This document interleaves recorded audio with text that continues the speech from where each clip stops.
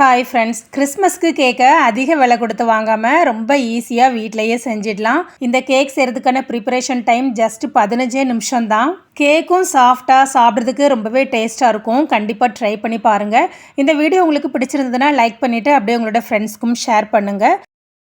இந்த Christmas cake செய்கிறதுக்கு first ஒரு சின்ன பவுலில் 1/4 கப் ஆரஞ்சு ஜூஸ் சேர்த்துருக்கேன். இது கூட 1 tablespoon brown colour dry grapes, 1 tablespoon black colour dry grapes, 1 tablespoon பாதாம் பருப்பு, 1 டேபிள் ஸ்பூன் முந்திரி பருப்பு, 2 டேபிள் ஸ்பூன் டூட்டி ஃப்ரூட்டியும் சேர்த்துக்கலாம். எல்லாத்தையும் நல்லா மிக்ஸ் பண்ணிக்கோங்க.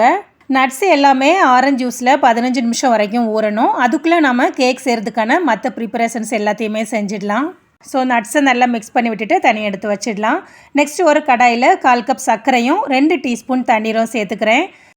ஸ்டவ்வை லோ ஹீட்டில் வச்சுட்டு சர்க்கரையை நம்ம சூடு பண்ணணும். சர்க்கரை நல்லா கரைஞ்சதுக்கு அப்புறமா கொஞ்சம் கொஞ்சமாக ப்ரௌன் கலரில் மாற ஆரம்பிக்கும். அடிக்கடி சுகரை கிளறி விட்டுட்டே இருக்கணும். பாருங்கள், சுகர் இப்போது டார்க் ப்ரௌன் கலருக்கு மாறி இருக்கு. இந்த மாதிரி கலர் மாறின உடனேயே ஸ்டவ்வை ஆஃப் பண்ணிடணும். ஏன்னா இன்னும் ஒரு 10 செகண்ட் நீங்கள் விட்டால் கூட சர்க்கரை பிளாக் கலருக்கு மாறி கரிஞ்ச வாசனை வர ஆரம்பிச்சிடும். அதனால் கவனமாக அந்த ஸ்டேஜில் ஸ்டவ்வை ஆஃப் பண்ணிவிட்டு 1/4 கப் தண்ணி சேர்த்துடலாம். தண்ணி சேர்த்த உடனேயே லேசாக பொங்கி வர மாதிரி இருக்கும். அதனால் கவனமாக தண்ணி சேர்த்து மிக்ஸ் பண்ணி விட்டுக்கோங்க. கேக்கில் சேர்க்குறதுக்கான கேரமல் வாட்டர் ரெடி பண்ணிட்டோம். இந்த கேரமல் வாட்டர் நல்லா சூடு ஆறுனதுக்கு அப்புறமா தான் நம்ம கேக் பட்டரில் சேர்த்துக்க போகிறோம். நெக்ஸ்ட்டு ஒரு பெரிய பவுலில் 1/4 கப் பால், 1/4 கப் உருக்கிய வெண்ணெய் சேர்த்து 1 நிமிஷம் நல்லா மிக்ஸ் பண்ணி விட்டுக்கணும். வெண்ணெய்க்கு பதிலாக 1/4 கப் வாசனை இல்லாத எண்ணெய் கூட சேர்த்துக்கலாம்.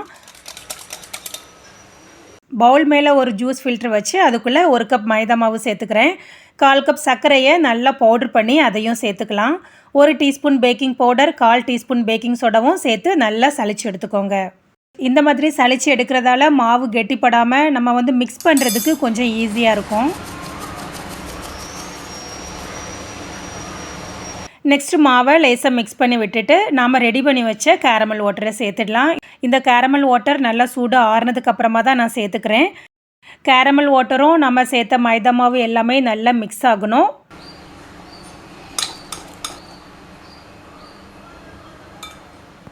நல்லா மிக்ஸ் பண்ணதுக்கப்புறமா நம்ம ஊற வச்ச நட்ஸையும் சேர்த்து மிக்ஸ் பண்ணிடணும்.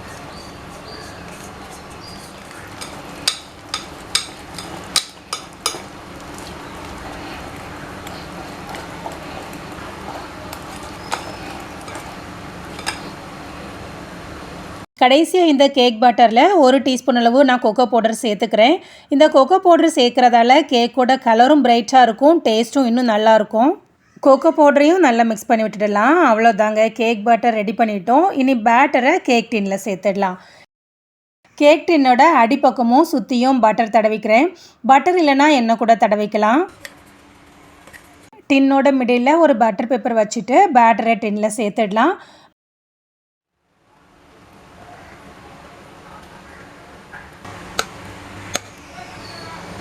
பேட்டரை டின்னில் சேர்த்ததுக்கப்புறமா டின்னை இந்த மாதிரி 4-5 தடவை தட்டுங்க.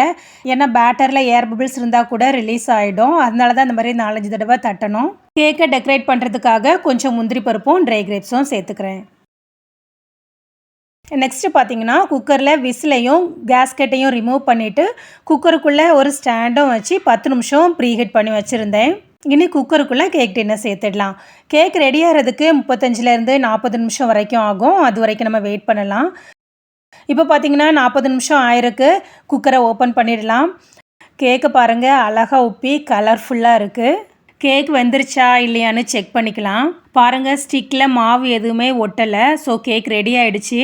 ஸ்டவ்வை ஆஃப் பண்ணிவிட்டு கேக்கை வெளியே எடுத்துடலாம். ஸ்டிக்கில் மாவு ஒட்டிகிட்டு இருந்தால் குக்கரை மூடி இன்னும் ஒரு 5லேருந்து 10 நிமிஷம் வரைக்கும் வெயிட் பண்ணிவிட்டு அதுக்கப்புறமா குக்கரை ஓப்பன் பண்ணுங்கள். கேக் ரெடி ஆகிருக்கும்.